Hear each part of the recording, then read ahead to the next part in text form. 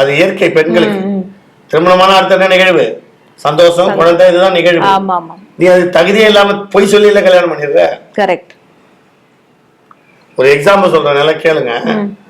நம்ம ஊர் பக்கத்துல கண்டராமட்டத்துல ஒரு பக்கத்துல ஒரு புருஷன் தம்பதிகள் வராங்க.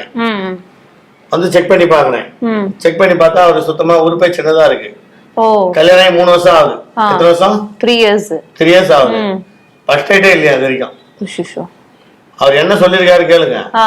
அவர் என்ன பண்ணிருக்காரு, ஃபர்ஸ்ட் நைட் அன்னைக்கு, கல்யாணம் பண்ண ஃபர்ஸ்ட் நைட் அன்னைக்கு அந்த பொண்ணு ஆசையா கிட்ட போய் உட்காருது.